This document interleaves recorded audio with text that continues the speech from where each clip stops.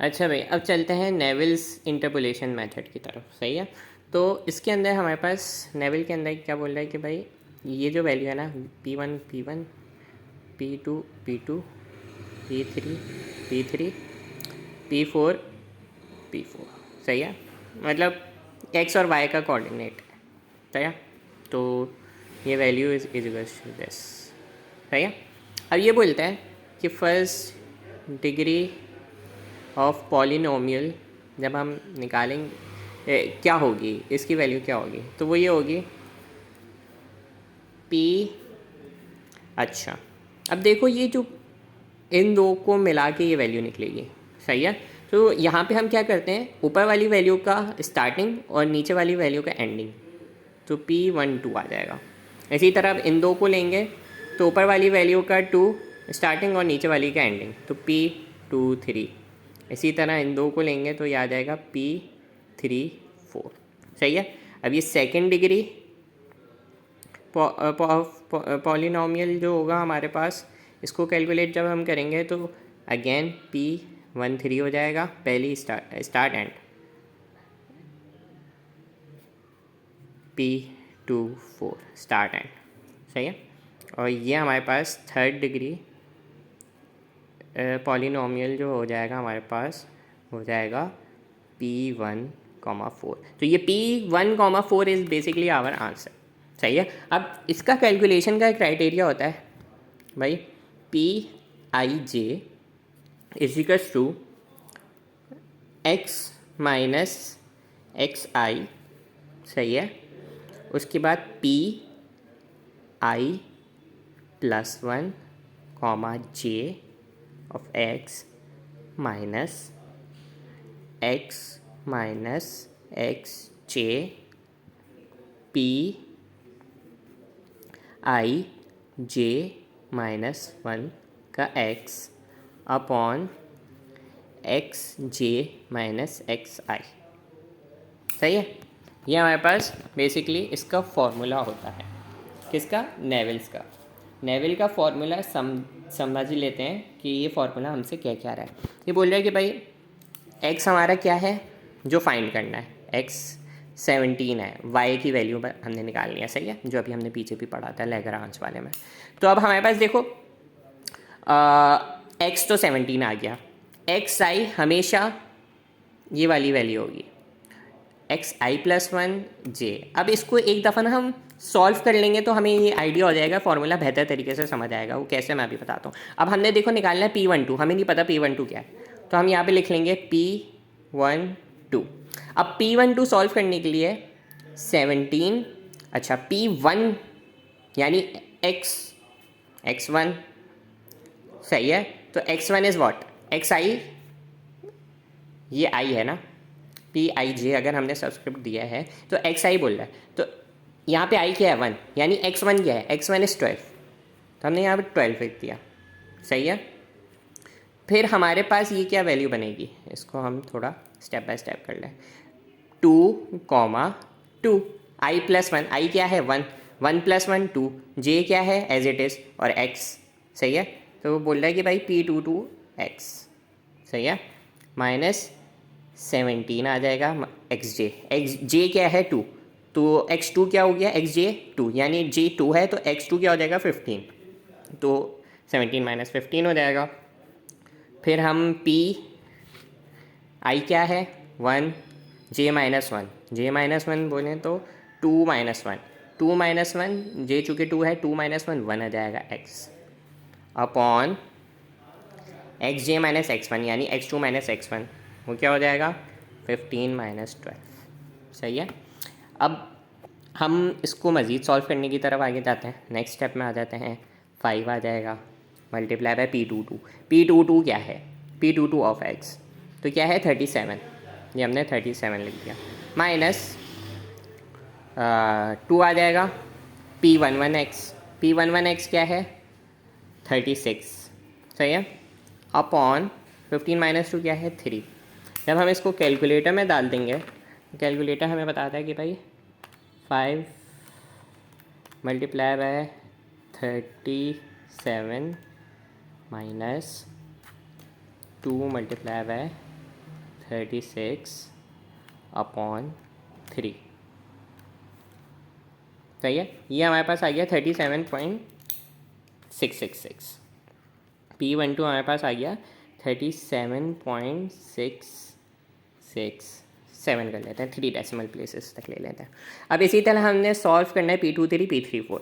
अच्छा जी, P23 कर देता हूँ, P34 स्किप कर दूंगा, फिर आगे का करा देता हूँ। P23 फॉर्मूला लिख लो, अगर लिखना है, नहीं लिखना तो याद कर लो, और मतलब इसको देखते हुए ही आगे चल लो। सही है, तो ये क्या हो जाएगा 17 माइनस एक्स आई क्या है एक्स टू क्या है 15, 17 माइनस 15।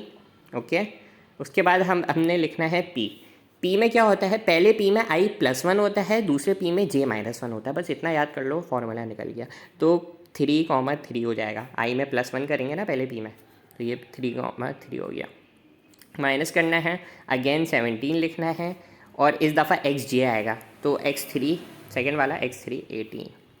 सही है, अब इसमें क्या है, मैंने बताया था पहले वाले में तो i+1 है, दूसरे वाले में j-1 है, तो 3 माइनस 1 इज़ बेसिकली 2।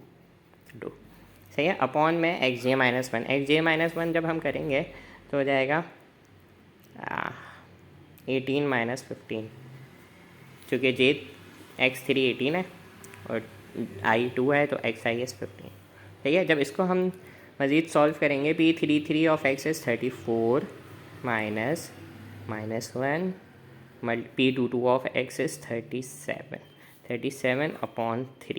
अब इसका हम कंप्यूट करेंगे तो हमारे पास आंसर कुछ आ जाएगा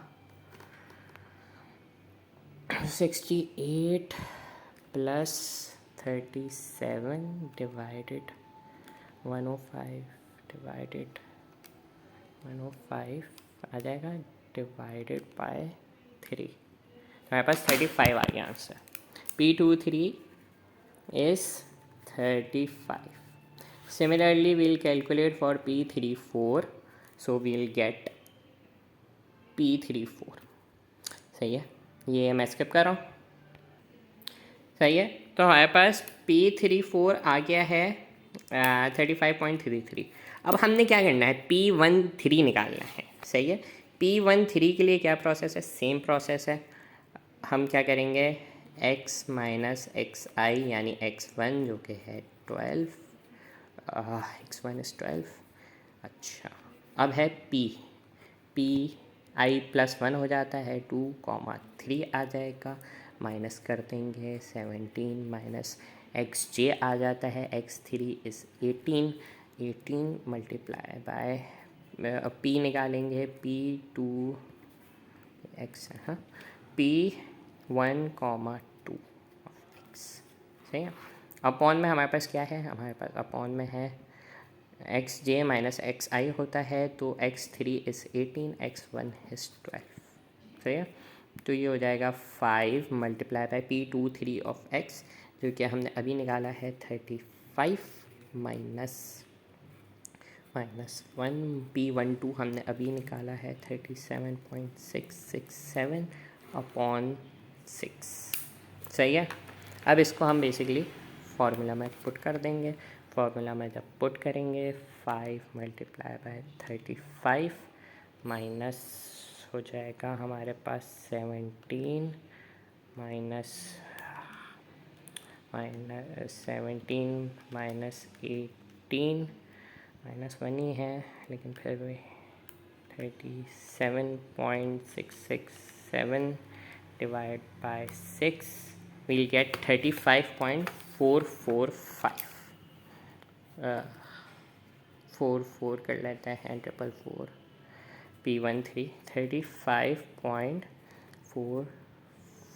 सही है, यहाँ पास आ गया P13। सिमिलरली P24 निकालेंगे। सही है, आई एम स्किपिंग इट,